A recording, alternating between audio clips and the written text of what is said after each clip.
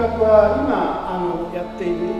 ジャムセッションの森子さんの、ジャムセッションですが、その関連のプログラムでして、まさに展覧会のタイトル「シュシスについて」ということで、ギャラリートークプラスご質問も受けていただけるんですね、という企画ですので、これだけの人数だったので、ぜひぜひ皆さんにご質問していただきたいというふうに思います。まずはご紹介いただきます。今回の展覧会に参加していただいた森優子さんです。よろしくお願いします。ありがとうございます。それから今回は僕ではなくてこの展覧会担当しました内海ですが、学園内海ですが、内海さんに森さんのお相手をしていただくと、よろしくお願いします。どうぞよろしくお願いしま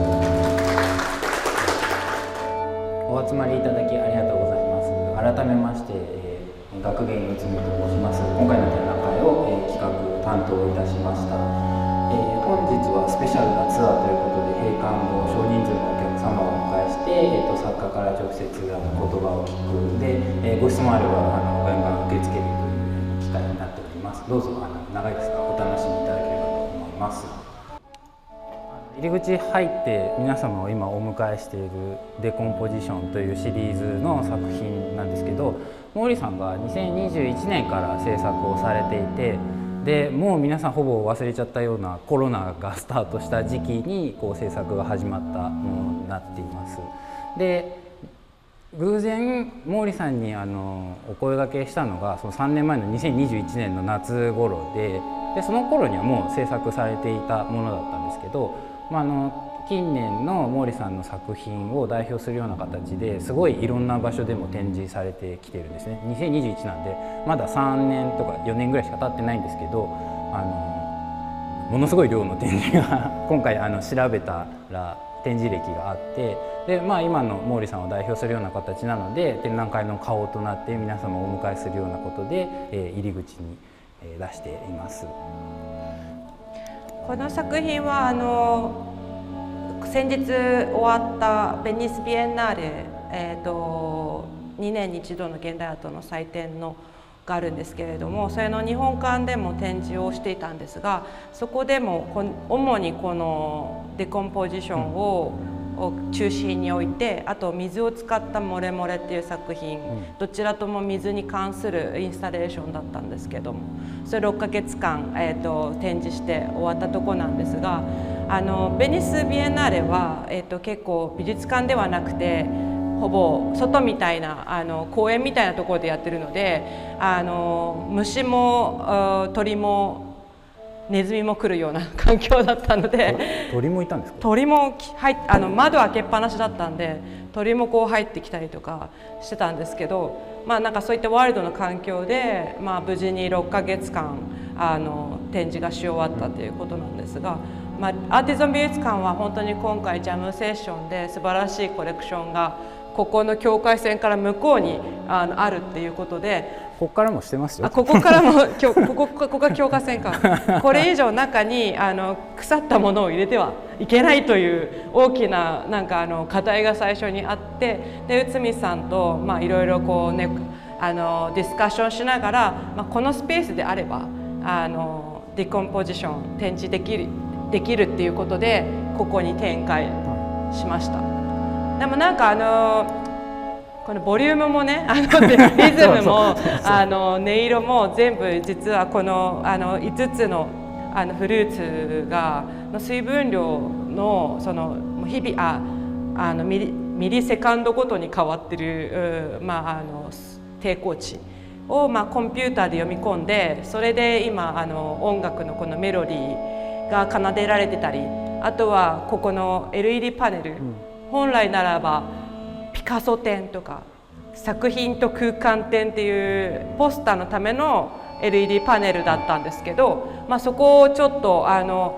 いい感じに光があるからじゃあこれデコンポジションにしちゃおうって言って、であっちの方にあるディマーをハッキングしましてで今ここが、このフルーツがなんで5個あるかっていうと、この LED パネルは、いつもはね1枚板で光らしてるんですけれども、実は5つのパネルに分かれてるってことが分かって、5系統に分かれてる5系統に分かれてるっていうのは分かって、それじゃあ5つのフルーツで一個一個のパネルをコントロールしようっていうことで、今この人たちは、音楽を奏でるとともにこのパネルをイルミネーションしているっていう。5チャンネルはその設営中にお伺いした時はベニスがもともと6チャンネルで音を鳴らしてて、光も6チャンネルでベネチアの場合は電球中にあるような、中の電球も違いますけど形ちっちゃい電気、そうでコンポジションでフルーツが電気を司ってたのを、6チャンネルから5チャンネルにコンバートは少ししやすかったっていうのがあって、音も5チャンネルだし光も5チャンネルにっていうふうな設定。おのずとフルーツが5個だからもう5個チャンネルしかできないなみたいな。なんかここで6個にしちゃうとパネルが5個なのに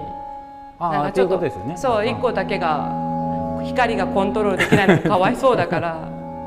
5個にしました。で今回その美術館の展示室内と接続している空間でデコンポジションを展示するということで初めてこのフルーツにケースをかぶせていただきまして、最初はすごい神々しくて、でそのうち気づいたら中の水分からの水滴とかが出るようになって、これも新しい要素ですね。結構好きですよ。なんかサウナっぽくてスチームサウナっぽくなってて、なんかいい感じだなみたいな感じでいいなと思ってます。そうですね。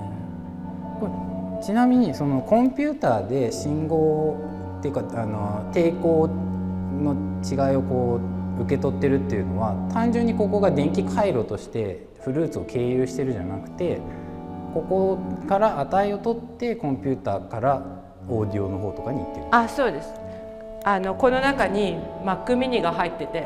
でMac mini が基板を通して常に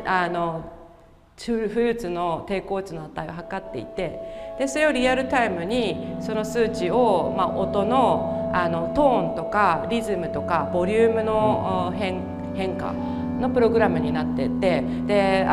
プログラマーの子と一緒にこれを開発したんですけど、その最初に実験してた時にこんなバリエーションが出ると思ってなくて、結構それは、何が起こってるか分かんないけど面白いねっていうことでそのまま使ってるって感じです。で、この本当にイルミネーションしてるパネルの感じもう結構本当にそのまま数字を結構雑にプログラムに入れて、それでこの変化を見ているっていう感じなので、結構通ってるんですけど、内海さんは毎日働いてるからあれですけど、最初の2週間はもう毎日いたけどでも本当に日々なんか変わってくるっていうか、初日と1週間後とその1週間後でなんかちょっとずつ光の感じとか音の感じも変わってるなっていう感じは結構見てて面白かったです。あとは公園にもこのフルーツの選択と差し替える期間は私に委ねられているので、ここでこう必死になって開けて拭いて差し替えてとかってやった時に光があれちょっと新鮮になったかなみたいな錯覚かもしれないですけどっていうのはやってて面白いところの要素ですね。いや錯覚じゃない錯覚じゃないです。だからなんか本当は抜き差ししてるところをお見せできたらいいんですけど、抜いたら当たり前なんですけど音も消えるし光も消えてしまうっていう、本当にリアルタイムにコントロールしてるっていう感じですね。よくレモン電池と現象が似てそうな感じはするんですけど、あれとは違うんですよね。あれは単純にバッテリーとしてレモンを使ったり、その酸を使ってるんですけれども、これもうフルーツに限らず有機物、例えば私舐めてみたりしたんですけど、この電極を人間だし有機物だし水分量があるからやっぱりそれでも音になるんですよ。すごい高い音だったんですけどピーって音になって私も電気を通してるっていうふうに思うみたいな感じがあったんですけど、だから単純に有機物で水分量があったら電気通すので、それをなんかダイナミックに数値を使ってるっていう感じで、電源を作ってるっていうのとはちょっと違う。ギャラリートークを以前にやったんですけど、その時にも人でも通りますと彼らは痛みを感じないから大丈夫ですけどみたいなことを一回喋りました。ピアスとかいけるかもしれない。分かんないけどそうで、ジャムセッションの説明を省いたんですけど、石橋財団のコレクションと現代作家の掛け合わせでコレクションの新しい側面を、お見せしたりとかする企画になっていて、で現代美術を扱うのは前のブリヂストン美術館からは考えられないような大きなステップだったんですけど、さらにこのキネティックとか生ものとか水だ火花だを持ち込むっていうのはすごいチャレンジングなことで、今回そういうものをやらないと何が現代美術を扱うんだっていう風なところもあったので、自分にもチャレンジだし美術館自体にもちょっと挑戦として、今回毛利さんお願いしています。でジャムセッションで最初に条件的にデコンポジションはここかなと思ってたんですけど、さっきも言ったような今の毛利さんの顔ともなるような作品だし、